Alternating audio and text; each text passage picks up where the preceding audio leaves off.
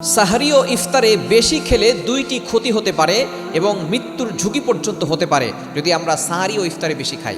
বিশেষ করে আমরা দেখা যাচ্ছে রমজানে আমরা সারাদিন না খেয়ে থাকি, অনেকেই আমরা সাহারিতে এবং ইফতার একটু বেশি খাওয়ার চেষ্টা করি। মনে রাখবেন, রোজা কেন এসেছে, রোজার উদ্দেশ্য কি এটা আমরা অনেকেই জানি না।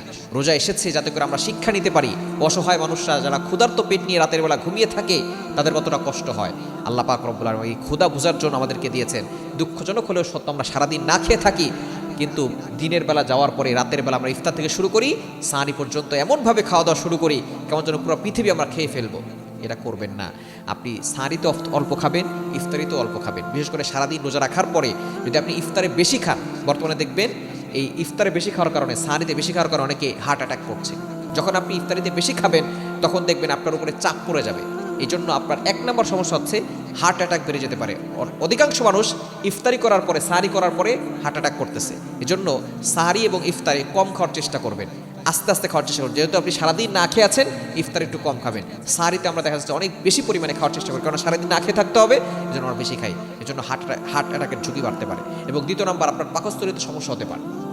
যেহেতু আপনি বেশি খাবার একসাথে খেয়ে ফেলছেন, আবার অনেক সময় দেখা যাচ্ছে ভাজা পোড়া বেশি খাচ্ছি এবং বিভিন্ন ধরনের কোয়ালিটির খাবার আমরা একসাথে খাচ্ছি। দেখা যাচ্ছে ইফতারের সময় ভাজা পোড়া খাচ্ছি, এরপরে বিরিয়ানি তেহারি যা আছে সব কিছু একসাথে খাচ্ছে।